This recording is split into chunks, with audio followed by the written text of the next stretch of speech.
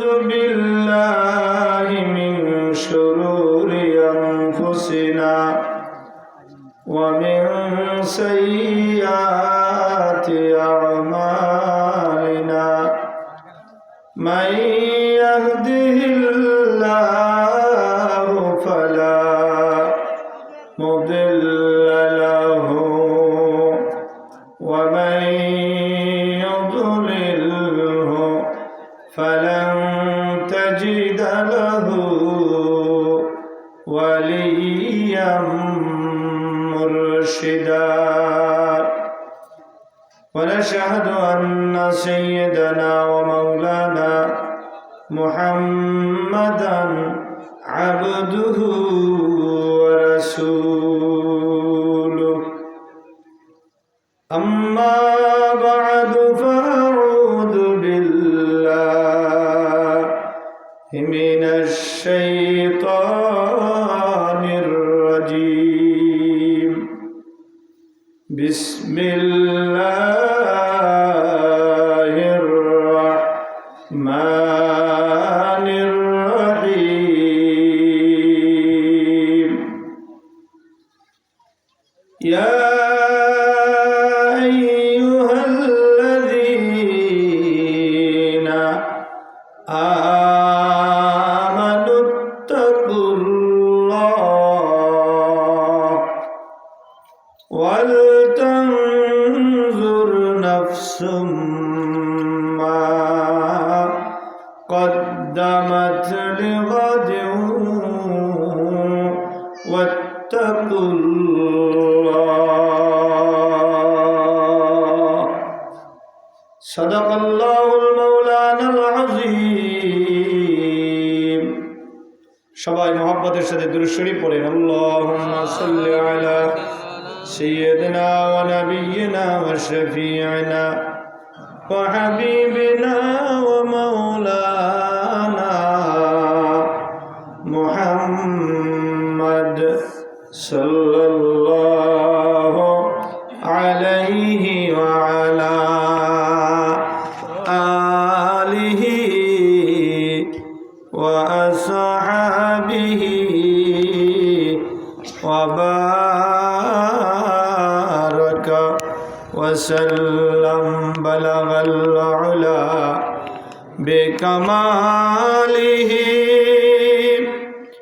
كشفت الدجى بجماله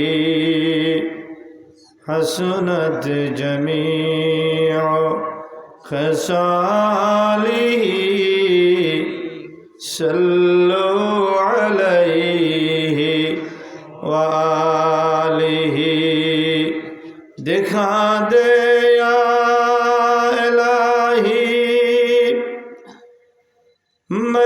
Medina किस तरफ है जहाँ रात दिन तेरी रहमत बरसती है बलगल उला بكماله كشف الدجى بجماله حسنت جميع خصاله صلوا عليه وآله لا إله إلا الله إلا الله لا إله إلا الله لا إله إلا الله لا إله إلا الله لا إله إلا الله لا إله إلا الله লা ইলাহা ইল্লাল্লাহ জোরে লা ইলাহা ইল্লাল্লাহ লা ইলাহা ইল্লাল্লাহ লা ইলাহা ইল্লাল্লাহ লা ইলাহা ইল্লাল্লাহ লা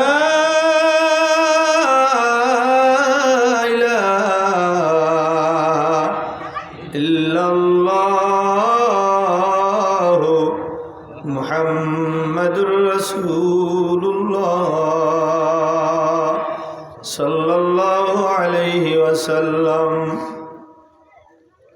والليل में जुल्फ मोहम्मद का तरन्नुम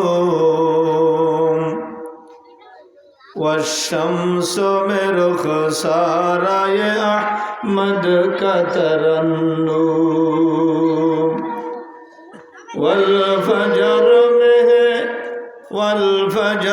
में है सुबह रसालत की बशारत वल्असर में है दौर नबूवत की बशारत हर फूल में है रोय मदीना की तबस्सुम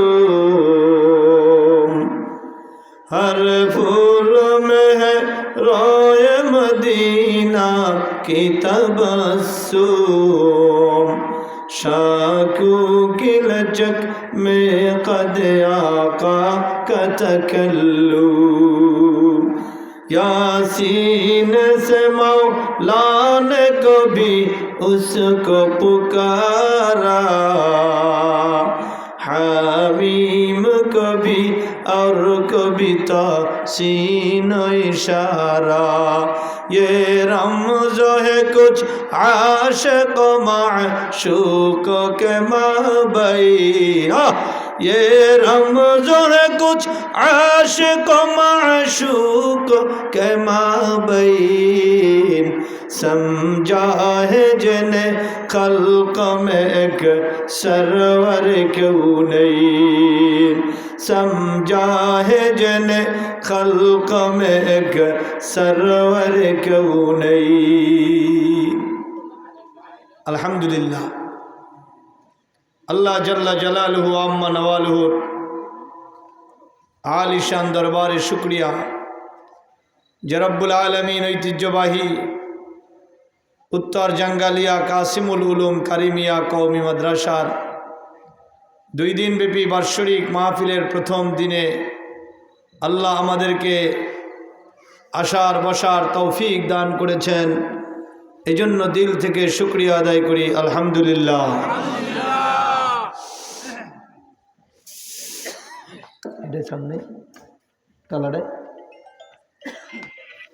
আল্লাহ পাকের খাস মেহেরবানি ফজল ও করম যে রব্বুল আলামিন আমাদেরকে আল্লাহ পাকের খাস মেহেরবানিতে 2 দিনব্যাপী মাহফিলের প্রথম দিনে আল্লাহ পাক আমাদেরকে হাজির করেছেন। আবার শুকরিয়া আদায় করেন আলহামদুলিল্লাহ। হ্যালো, এই বয়ানে উঠছি, বাড়ির মাদ্রাসার মাহফিল শুরু হয়েছে আজকে।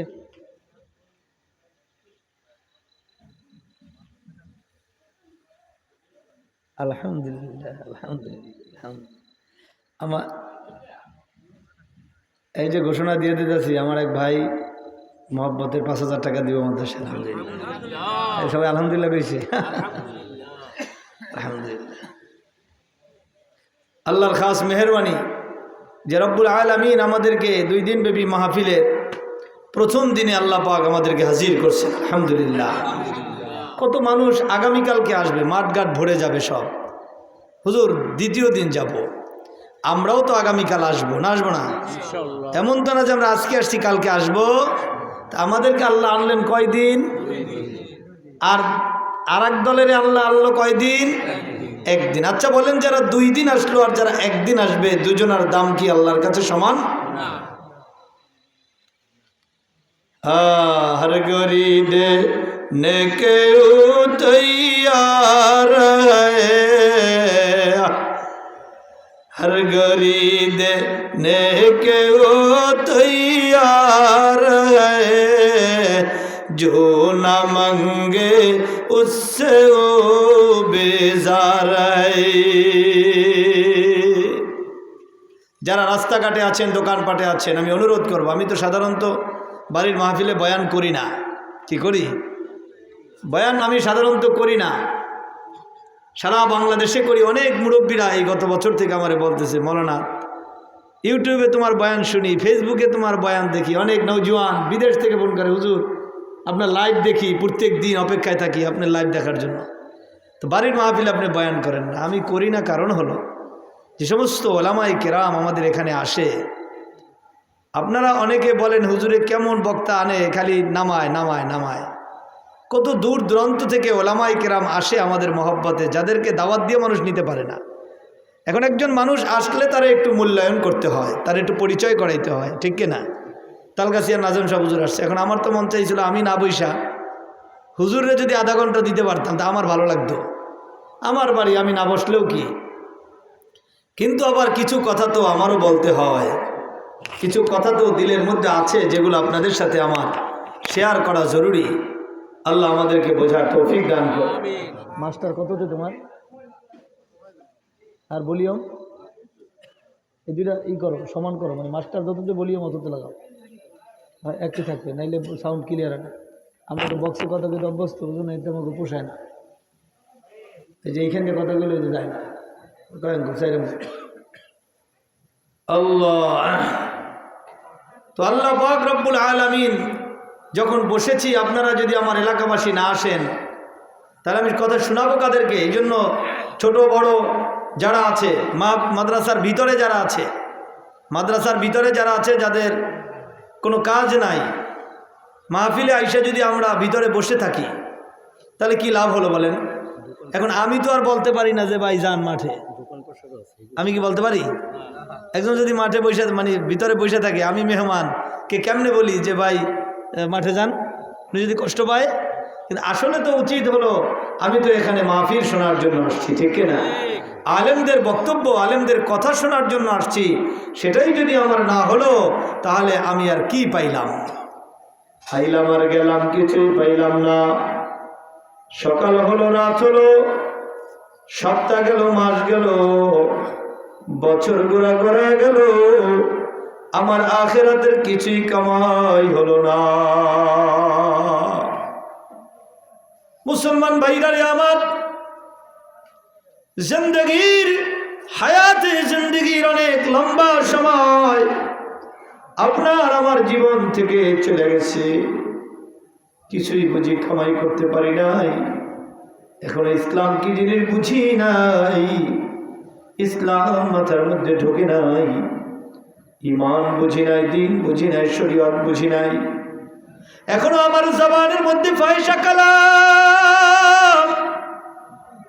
এরা যুবক, জিন্দেগির 40 বছর পার হয়ে গেছে, এখনো বুঝি তোমার চোখের নজরটা হেফাজত হয় নাই, এখনো তোমার জবানটা অপবিত্র হয় নাই, পবিত্র হয় নাই, অপবিত্রই থেকে গেছে। এখনো বিড়ি খাও, সিগারেট খাও, এখনো পয়সা কথা বলো, এখনো বিবিরে গালি দাও, বাবারে বকা দাও, মুরব্বীদেরকে অসম্মান করো। এরা যুবক ভাই, তোমার মতো কত যুবক এই পৃথিবীর জমিন থেকে চলে গেছে। এই পৃথিবীর জমিন তাদের জন্য আর জায়গা করে দেয় না। প্রায় সপ্তাহে এমন যায় না যে 2-1টা জানাজার নামাজ আপনারা পড়েন না। কি যে গত বছরের মাহফিলে এই বাড়ির মুরব্বীরা আমার এই মাহফিলের ময়দানে আসছে, চা খাইছে। যুবক ভাই, জনাব সুলতান খান সাহেব গত বছর মাহফিলে এসা আমার পাশে বৈশা মাদ্রাসায় টাকা দিয়ে গেছে আর চা খাইয়া গেছি। আমার ফুফা যান এই বাড়ির ইউসুফ খান সাহেব, তিনি নিজের হাতে গত বছর মাদ্রাসায় দান করছে মাহফিলে, আমার পাশে বইছে। কি ভাগ্যের নির্মম পরিহাস, মাহফিল বাকি মাত্র 2 দিন, পৃথিবীর জমিন থেকে ইউসুফ খান সাহেব চলে গেছে। সন্তানেরা চোখের মধ্যে পানি, এরা সন্তান বাবার লাশ কবরে রাইখা, কোন সন্তান যখন বাড়িতে আয়, রাতের বেলা ঘুমাইলেও দেখে বাবার লাশটা তার ডাকে। বাবার লাশটা কেমনে রাখছে, বাবার লাশের জানাজা পইরা সন্তান বাবারে বলতে পারে না। যুবক ভাই, সন্তানেরা রে, কোন সন্তান যখন বাবার লাশ কাঁধের মধ্যে নেয়, মনে হয় না বাবায় মারা গেছে, মনে হয় না বাবা আমাদের ছেড়ে চলে গেছে। কোন দিন জানি আমরাও চলে যাব, কোন দিন জানি এই মাহফিল চলবে,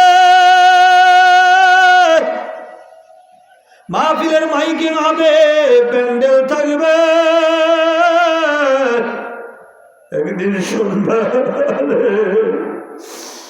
এমদাদুল হক আরিফি আর দুনিয়াতে বেঁচে নাই। এখন এত হাতে ধরি পায়ে ধরি যুবক, ও আমার এলাকার বাবারা, তোমাদের এত পায়ে ধরি, এত কষ্ট করি, এখন বাইচা আছি বুঝো না, যেদিন মরিয়া যাইব ওই দিন পিছনে বলবা ছেলেটা তো আমাদেরকে কম ডাকে নাই, ছেলেটা তো আমাদেরকে কম ডাকে নাই। মাঝে মাঝে দোয়া মাহফিলের নামে ডাকি, মাঝে মাঝে মিটিং এর নামে ডাকি, মাঝে মাঝে মাহফিলের নামে ডাকি, মাঝে মাঝে এমনিতেই ডাকি। উদ্দেশ্য হলো আমার এলাকাবাসীকে কিছু দিনের কথা শোনাইয়া দে, আর কোনো উদ্দেশ্য নাই, আর কোনো উদ্দেশ্য নাই। কেন যে দৌড়াই, আমি তো বয়ানে উঠলে আর চোখের পানি রাখতে পারি না, আপনাদেরকে দেখলে আবেগ আপ্লুত হয়ে যায়।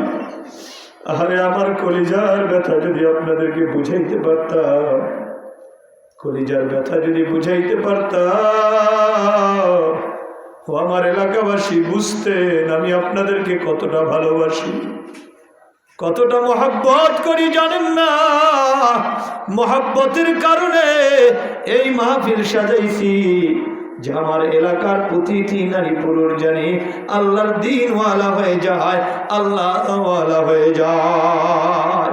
আর কোনো আফসোস নাই, আর কোনো আশা নাই, আর কোনো দাবি নাই, আর কোনো দিন কিছু চাওয়ার নাই। যদি আপনি দিনদার হয়ে যান, আপনি ঈমানওয়ালা হয়ে যান, আপনার যদি আমলটা সুন্দর হয়, আমার এলাকাবাসী মানুষগুলো যদি দ্বীনের উপরে মজবুত হয়ে যায়, কিয়ামতের ময়দানে মালিক যদি জিজ্ঞাসা করে, এমদাদ তোমারে আমি আলেম বানাইছিলাম, তুমি এলাকাবাসীর জন্য কি করছো, তোমার গ্রামবাসীর তুমি কি দাওয়াত দিছ? আল্লাহর নবী দো জাহানের নবী, সরওয়ারে কায়নাত নবী,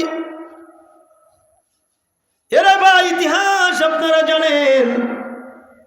আল্লাহর নবী সরওয়ারে কায়নাত নবী মুহাম্মদুর রাসূলুল্লাহ সাল্লাল্লাহু আলাইহি ওয়াসাল্লাম যখন নবুয়ত পাইলেন, আল্লাহ রাব্বুল আলামিন বললেন, হে আমার নবী, কু আনফুসাকুম ওয়া আহলিকুম নারা, নিজে জাহান্নামের আগুন থেকে বাঁচেন, আপনার পরিবার পরিজন আত্মীয় স্বজন বংশের মানুষদেরকে জাহান্নাম থেকে বাঁচাইবার জন্য চেষ্টা করে। আল্লাহর নবীর কাছে আয়াত নাজিল হয়ে গেল, বিশ্ব নবীর কাছে আয়াত নাজিল হওয়ার পরে আল্লাহর নবী, ও মুসলমান ভাইরা রে, মক্কার পাশে যারা হজ করতে গেছে, আবু জাহলের বাড়ির পাশে ওই যে পাহাড়টা, আরো সহজ করে বলি, মৌলুদুন নবী, নবী আলাইহিস সালাম যে জায়গায় জন্মগ্রহণ করেছেন সেখানে একটা দালান করে রাখা হয়েছে। মুসলমান ভাইরা রে আমার, একটু সামনে বাড়া, মুসলমান ভাইদারে আমার, আল্লাহ পাক রব্বুল আলামিন আল্লাহর হাবিব যেখানে জন্মগ্রহণ করাইলেন তার পাশেই হলো জাবালে আবু কুবাইস। এই জাবালে আবু কুবাইসের চূড়ার মধ্যে হায় হায় কাবা শরীফের যে ওই যে হাজরে আসওয়াদের পাথর।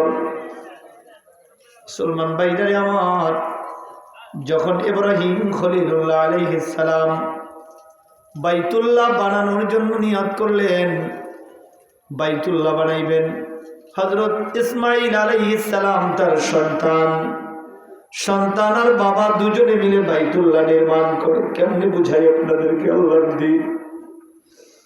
ইব্রাহিম খলিলুল্লাহ হলেন রাজমিস্ত্রি, ইসমাঈল জবিহুল্লাহ হলেন হেল্পার। ও মুসলমান ভাই, ওই পাথর একটার মধ্যে যখন উপরে উঠছে, এখন আর হাতে পাওয়া যায় না। আমাদের দেশের মিস্ত্রিরা কি করে? মাচ্চা বান্ধে, ডলনা কি কন? মাচ্চা না ডলনা কন? ডকনা নাকি ডলনা?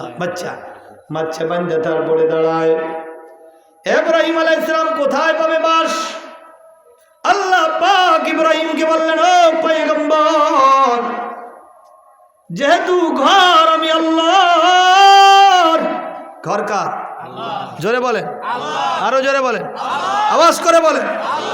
ঘর যেহেতু আমি আল্লাহর ঘর বানাইতে কোনো কিছুর অভাব আমি আল্লাহ রাখবো না। ও আমার পয়গম্বর, এই যে একটা কুদরতি পাথর, এই পাথরের উপরে আপনি দাঁড়ান।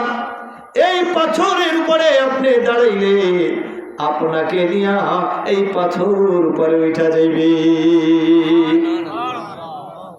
সুবহানাল্লাহ, ওই লেখা এটা পাথর উপরে উঠে যাইব, এটা সুবহানাল্লাহ। এত হাফের খেলা দেখলে জোরে হাতে তালি দেয়, ঠিক না? পাথর উপরে উঠা যাইবে লিফটের মতো। আল্লাহু আকবার। ইব্রাহিম খলিলুল্লাহ আলাইহিস সালাম বললেন, আল্লাহ কুদরতের কি নমুনা। পাথর উপরে উঠে যাইবে, পাথর উপরে উঠে যাইবে। মুসলমান ভাইরা আমার, ইব্রাহিম খলিলুল্লাহ দাঁড়াইলেন। আল্লাহ পাথরকে হুকুম করলেন, পাথর আমার খলিলুল্লাহ আমার ঘর বানাইবে, আমার বাইতুল্লাহ বানাইবে, উপরে ওঠার দরকার।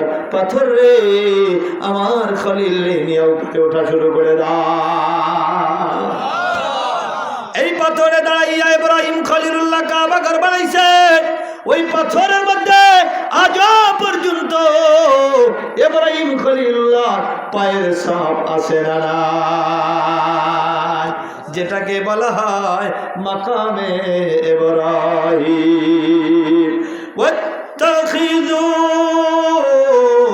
মিন মাকামি ইব্রাহিম মুসাল্লা। আল্লাহ বলেন, ও নবী, এই ঘর বানাইতে যাইয়া ইব্রাহিম খলিলুল্লাহ যে পাথরটা ব্যবহার কইরা লিফট বানাইছে, ও পয়গম্বর আমার দোস্ত, আখিরি জামানার নবী, আপনার উম্মত যখন এই বাইতুল্লাহ আসবে, আমার খলিলের এই স্মৃতি জানি ভুলে না যায়। ওয়াত্তাখিযু মিন মাকামি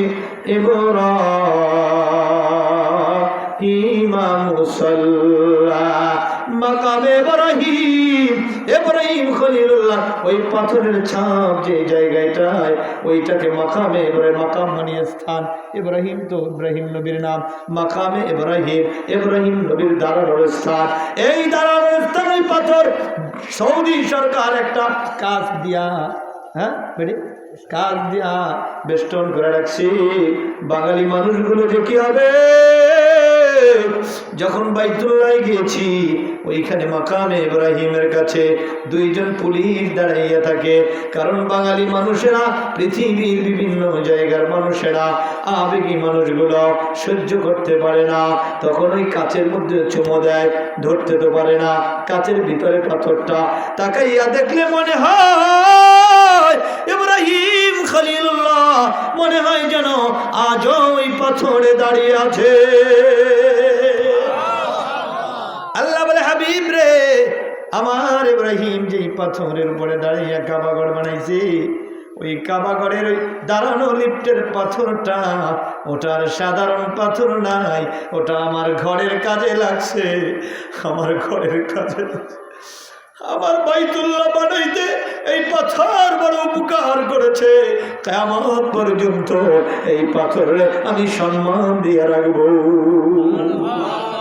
রাখছে না, রাখে নাই? না ওরকমের পাথর কত ডইলা জায়গা আমরা জুতা দিয়া পাড়াইয়া। আরব দেশে পাথরের অভাব আছে? আরব দেশে পাথরের অভাব না। এরকমের হাজার লক্ষ পাথর মানুষ জুতা দিয়ে পাড়ায়, কিন্তু এই পাথর আর সেই পাথর না। এই পাথর হলো আল্লাহর ঘর বানানোর কাজে সাহায্য করেছে। কথা কি বুঝতেছেন আপনারা? আল্লাহর ঘর বানানোর কাজে সাহায্য করেছে পাথর। সম্মান মওলাই বাড়ায় দিছে। ও খলিল, ও আমার খলিল, যেই পাথর দিয়া তুমি বাইতুল্লাহর ঘরে কাজে লাগাইছো, ওই পাথরের মর্যাদা আমি বাড়ায় দিছি। দো জাহানের নবী, আপনার আমার নবী, বিশ্ব নবী মুহাম্মদুর রাসূলুল্লাহ সাল্লাল্লাহু আলাইহি ওয়াসাল্লামকে মালিক জানায় দেয়, ওয়াত্তাখিযু মিন মাকামি ইব্রাহিম মুসাল্লা। ও আমার হাবিব রে, আপনার উম্মত সারা পৃথিবী থেকে যখন এই বাইতুল্লাহ হজ করার জন্য আসবে, বাইতুল্লাহ হজ করতে আইসা আপনার উম্মতেরা জানে আমার খলিল না বলে এই জায়গাটার পাদদেশে আপনার উম্মতেরা জানে নামাজের জায়গা বানায়। এজন্য বাইতুল্লাহ যারা উমরা করে, যারা তাওয়াফ করে, তাওয়াফ শেষ করে 7 চক্কর বাইতুল্লাহ লব্বাইক আল্লাহুম্মা লব্বাইক বলেন, লব্বাইক আল্লাহুম্মা লব্বাইক, লব্বাইক লা শারীকা লাক লব্বাইক, ইন্নাল হামদা ওয়ান নি'মাতা লাক ওয়াল মুলক লা শারীকা লাক, লব্বাইক আল্লাহুম্মা লব্বাইক। এই লব্বাইকের আওয়াজ যখন চতুর্দিকে দেয়, বাইতুল্লাহর চতুর্দিকে কয়টা? 7টা চক্কর দিয়া মাকামে ইব্রাহিমের পিছনে 2 রাকাত নামাজ পড়া ওয়াজিব হয়ে যায়। আল্লাহর ঘরের সাথে লাগো না। সমালোচনা করে ওইখানে যাইও না, গেলেই টাকা রেখে দিব। ওখানে যাইও না, গেলেই টাকা চাইবো, গেলেই পয়সা চাইবো। জানো না, তুমি যদি আল্লাহর দ্বীনের সাথে লাগো, তোমার দাম আল্লাহর কাছে বেড়ে যাবে, তোমার সন্তানের দাম বাড়বে, তোমার বংশের দাম বেড়ে যাবে। তুমি লাগবা বাড়বে, লাগবা না তোমার দাম বাড়বে না। কারণ আল্লাহর দ্বীন হলো দামি, আল্লাহর কোরআন হলো দামি। কোরআনের সাথে যে লাগে, কোরআনের সাথে যে সম্পর্ক রাখে, কোরআনের সাথে যে মহাব্বত রাখে, কোরআনের সাথে যার ভালোবাসা আছে, তার দাম বাড়াইয়া দেয় কে বলে? আপনারাই বলেন। একটা পাথরের উপরে দাঁড়াইয়া বাইতুল্লাহ বানাইছে, হ্যাঁ, সেই পাথরটার পাদদেশে আল্লাহ পাক বাইতুল্লাহ তাওয়াফ করার পরে নামাজ ওয়াজিব করে দিয়েছে কিয়ামত পর্যন্ত। এই পাথরটার দাম আল্লাহর কাছে কত বেশি? এই পাথরটার বিশেষ বলবেন ইব্রাহিম নবী দাঁড়াইছে, তো ইব্রাহিম নবী তো কত জায়গায় দাঁড়াইছে। ইব্রাহিম নবী কি সারা জীবন খালি পাথরটার উপরেই দাঁড়াইছে? কথা কি বুঝতেছেন আপনারা? ইব্রাহিম নবী কি সারা জীবনে খালি পাথরটার উপরেই দাঁড়াইছে? না, সারা জীবনে আরো বহুত জায়গায় দাঁড়াইছে। কই সেই জায়গাগুলোর তো দাম হইল না, দাম এই পাথরটার হইল কেন? এই পাথরটার দাম এ কারণে হইছে, ইন্না আউওয়ালা বাইতিন উযিআ লিন-নাসি লাল্লাযী বিবাক্কাতা মুবারাকাও ওয়া হুদাল লিল আলামিন।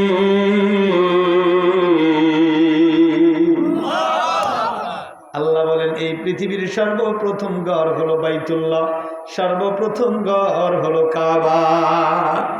ইন্না আউওয়ালা বাইতিন, নিশ্চয়ই প্রথম ঘর, লাল্লাযী বিবাক্কাতা, যেটা অবস্থান করে মক্কায়। মক্কার আরেক নাম হলো বাক্কা, বাক্কা মানে মক্কা।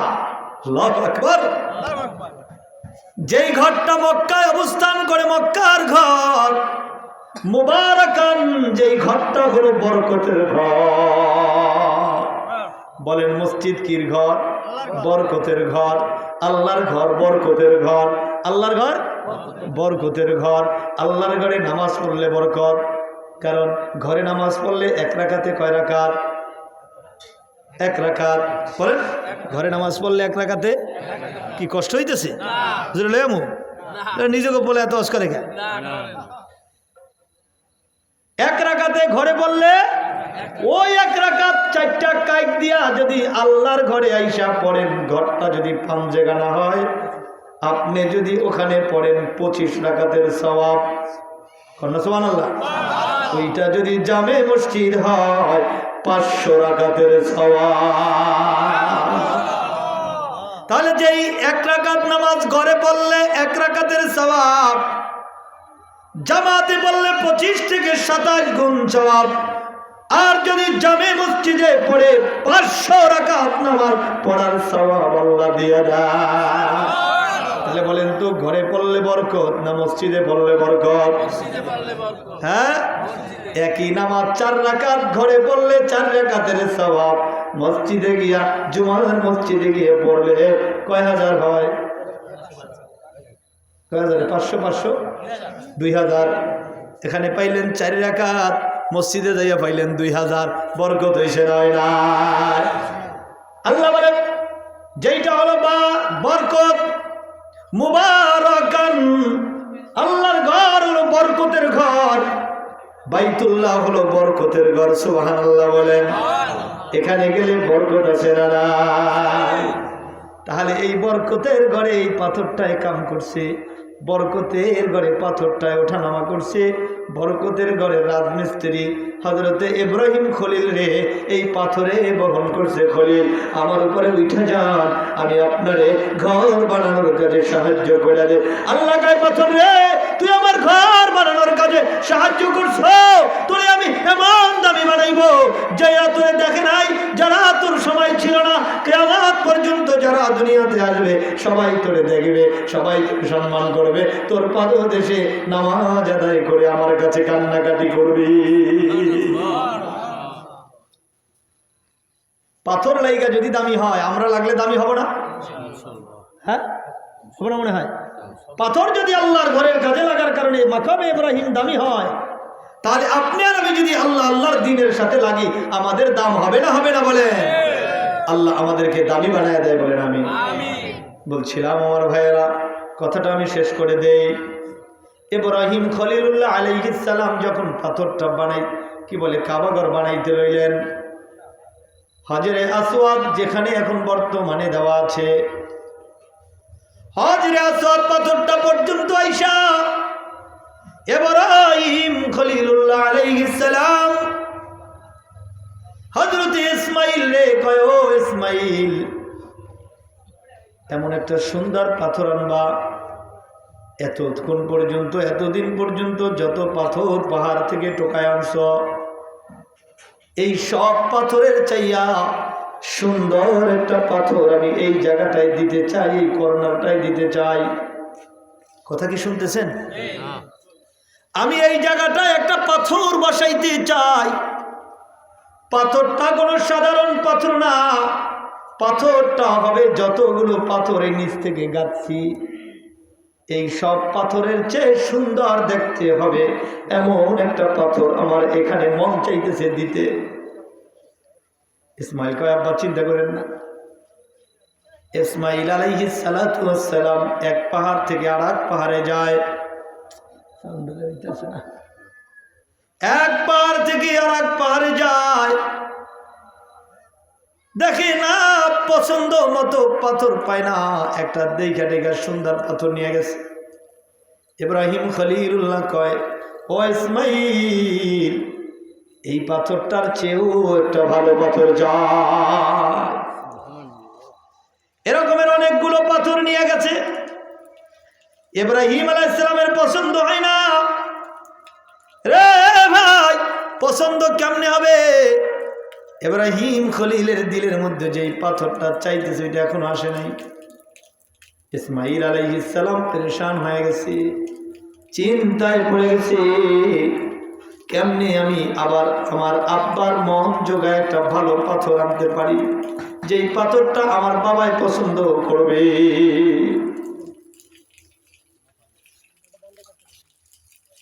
মুসলমান ভাইরা আমার, হযরত ইব্রাহিম খলিলুল্লাহকে সন্তুষ্ট করতে ইসমাঈল আলাইহিস সালাম শুধু দৌড়ায় দৌড়ায় দৌড়ায়, পাথর আর পায় না, পাথর পায় না। যা পায় ওই রকমই পায়, যা পায় আগের মতোই পায়, এর চেয়ে আর ভালো পায় না।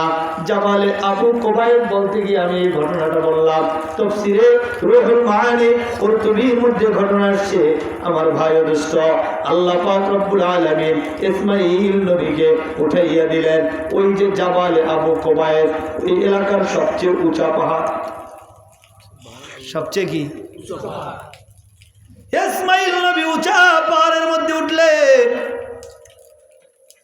উঁচা পাহাড়ের মধ্যে ইসমাঈল আলাইহিস সালাম উঠা পাথর খুঁজে পায় না। এমন সময় একটা পাথর আল্লাহর কাছে বললেন, মালিক আপনি আমার জবানটা একটু খুলে দেন, আপনার ইসমাঈল আর ঘুরায়েন না।